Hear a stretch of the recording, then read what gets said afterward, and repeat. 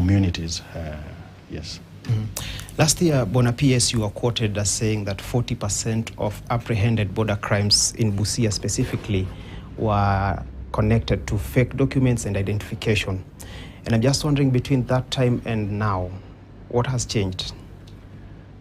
One is that there definitely has been a significant improvement. I'll need to look at what the latest numbers are, but it still accounts for the biggest number of cases that we are dealing with across our borders in terms of movement. Now, there's been also most recently investment that we've done, particularly in the Department of Immigration, which is in our ministry, so that then we make it not fashionable, or we don't make it easy for people to want to cut corners, particularly to get travel documents. Now, with the introduction of the visa-free regime that the President announced at the end of last year, it has also enabled us to really cut down on even those forgeries, because before someone travels into the country, we already have their information ahead of time. And that allows us to do pre-screening, allows us to also share data with other international agencies, including agencies like Interpol. So there's a significant reduction from what we were seeing before we started the visa-free regime at the beginning of this year. But then it is something that we have to constantly work on.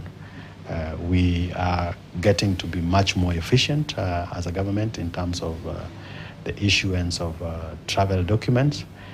We are also getting much more better in terms of how we coordinate interactions between the agencies that are involved at the border points. It's been roughly 1.5 years since you took power, Bona PS. And what would you say is the state of security in this country? Is Kenya safer since you took power? I think it's President Ruto that took power. So for us, we are working to support him and to deliver for the country. I can confidently say that the state of the security is way better than it was when President Ruto came into power. As it is today, I think the two major challenges that we've been dealing with, and even that we have done with a very good measure of success, is terrorism, number one. Number two, of course, is banditry, which is a big issue in the North Rift.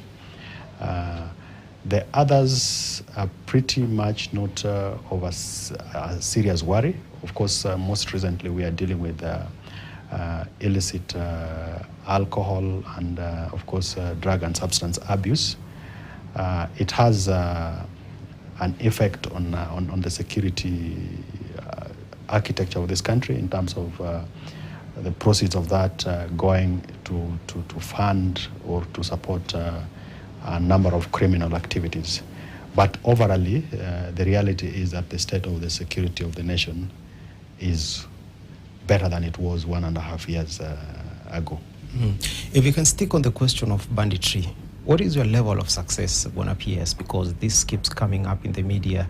We're seeing a lot of affirmments coming from your side, but the situation seems to be going haywire. I think the truth is, I would put it at 7 out of 10. I would have loved that we should have completely dealt with it, but then there are a number of challenges that we must constantly deal with.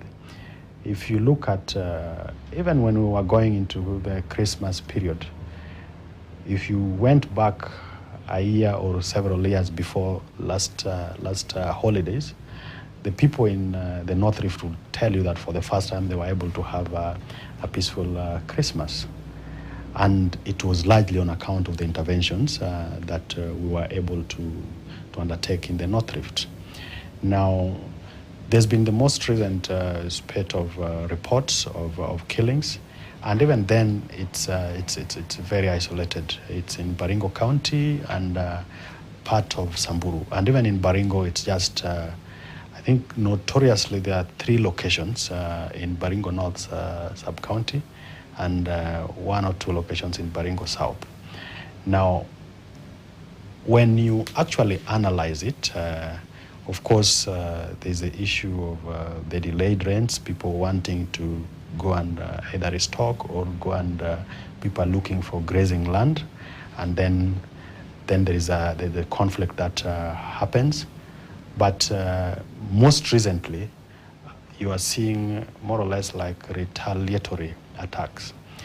Now, there is no excuse for that, but by and large, you will admit, for example, there's nothing happening in West Pokot and a number of other counties in the North Rift where traditionally we've had challenges. But there is also the bigger question on the responsibility of the leaders from the North Rift. And we've had conversations, and I think it's important that they must take responsibility. They cannot run away from the responsibility to support the government in addressing the issue around banditry in the North Rift. Yes, and I'm sure in the coming days there will be quite a bit of communication that will be coming from government in that respect. Yes, it's a pity that we are still having those isolated cases, which to me, even a single life lost is not worth it, and it's not something we would say that we are happy with. Yes, it definitely seems to be something very complex. It has economic and even cultural nuances. But I'm wondering, is there a plan for rehabilitation for some of these culprits? I think what we are looking at as a government is beyond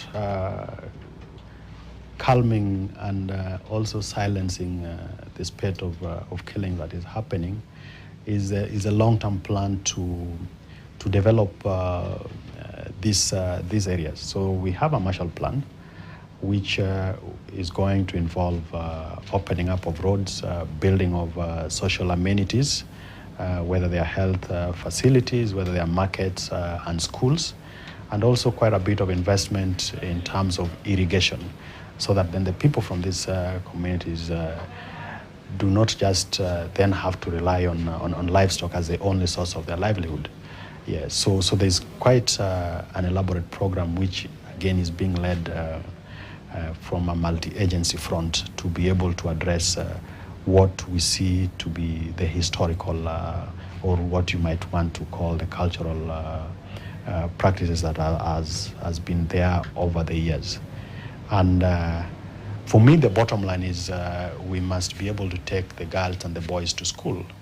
Yes, and I think the president is clear on that. There's no debate about that. Yeah. Part of the modernization